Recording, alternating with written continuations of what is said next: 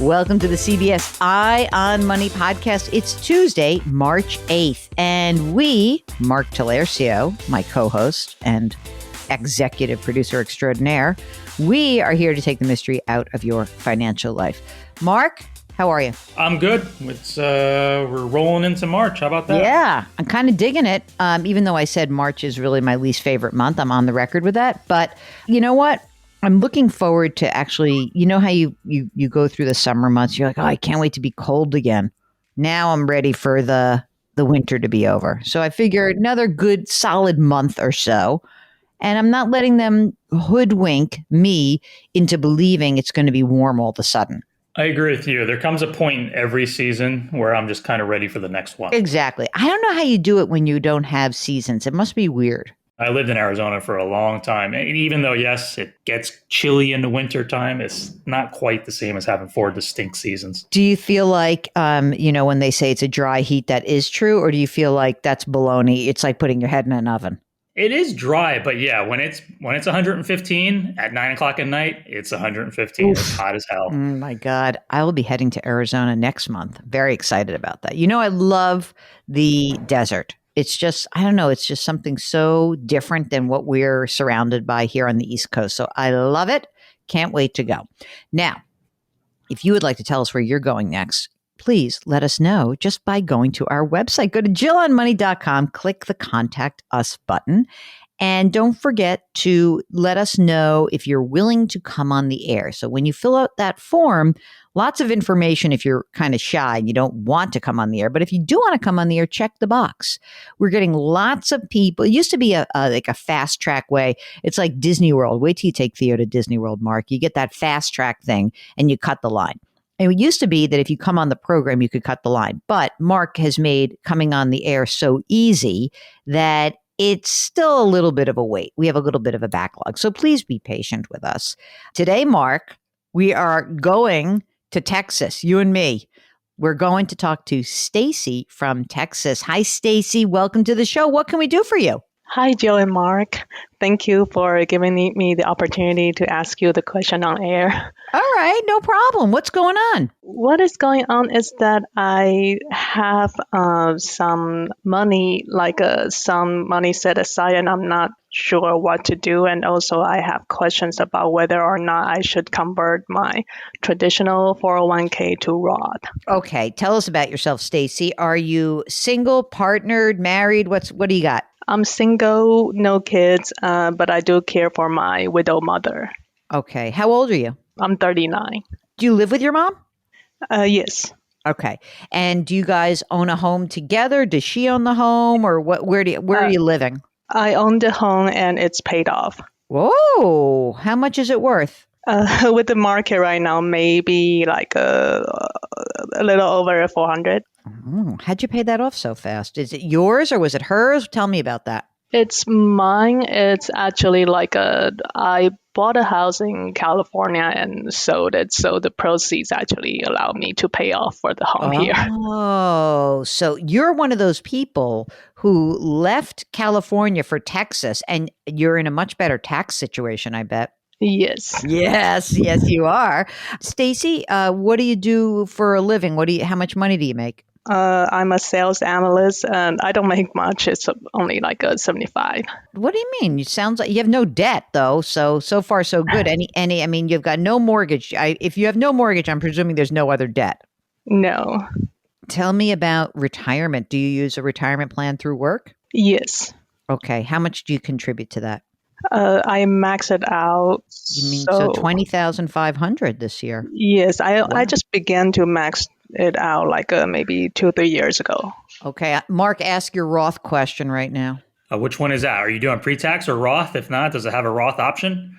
It does have a Roth option, and then, but I have contributed in Roth for a little while, but then it's mostly in traditional, 85% traditional. Okay. So how much money? Break it down for us. What's in the traditional 401k and what's in the Roth 401k? I know that when I submitted the question, I said I have 180, but it's probably down to 167 in total. All right, calm down. Okay, so 180 is the combined? 167 now is the combined, so about like a 140 in traditional. Okay. What about any other money? What about an IRA or a Roth IRA outside of retirement?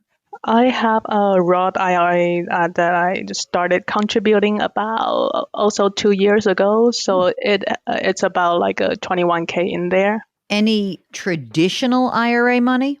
No. Okay. And right now, are you putting 100% of your contribution for your retirement into the Roth, or are you splitting it between the two? It's 100% to traditional. Oh, it's 100% to traditional. Yes, because Oh. of the tax benefit.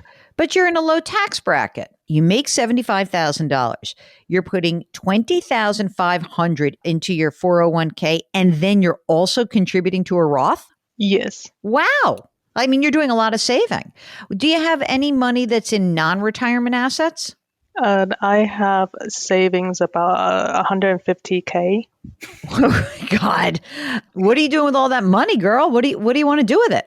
I'm thinking about like investing in rental property, but with the market right now, it seems too far-fetched.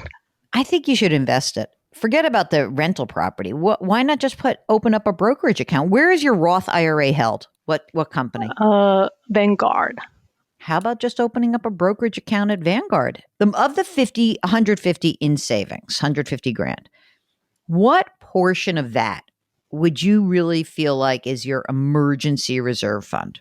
Reasonably, maybe 50K would do, but I don't know if I need a larger number to feel safe. Yeah, I mean, you sound pretty conservative because you've got a paid off house. I mean, is your mom contributing to the household expenses? Does mom collect Social Security, for example? No, because she did not work. What about dad? What about, you said she's a widow? So isn't she not? She's not collecting your. Well, my father passed away before he got his citizenship.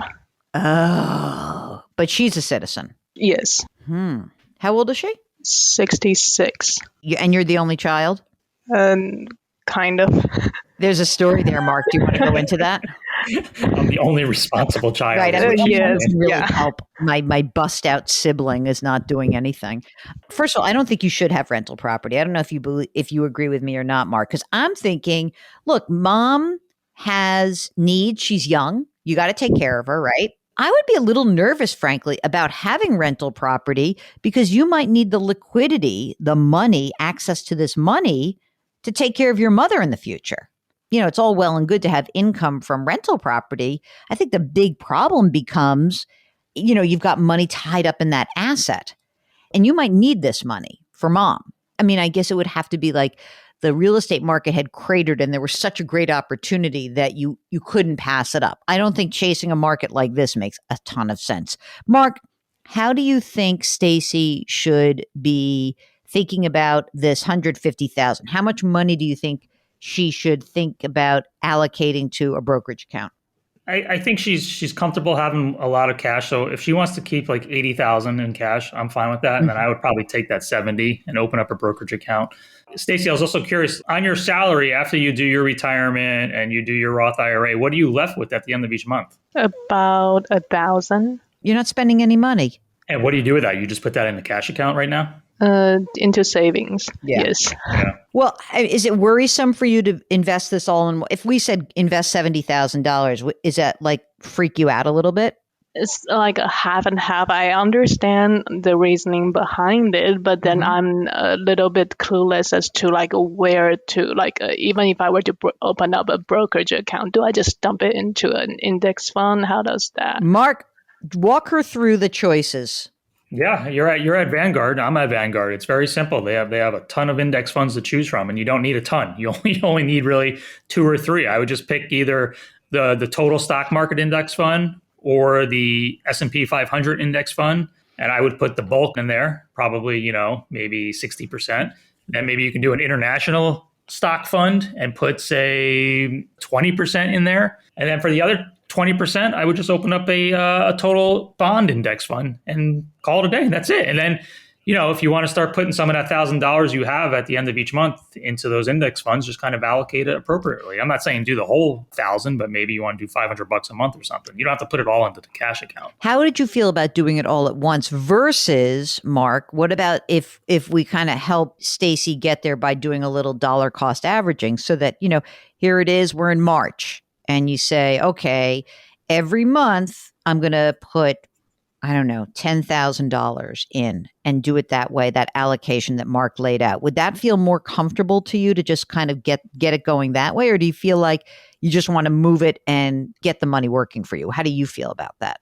Obviously, like psychologically, 10,000 a month may sound better, but I know maybe for my personality, it's probably better to just do it at once and just not look at it.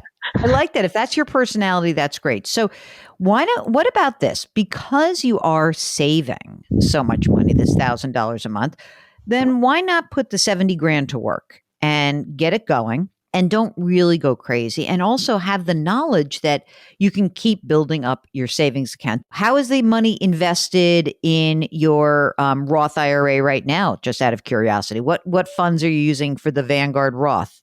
Just like a VTSAX. So you already know how to do this. You're well ahead of the game, girl.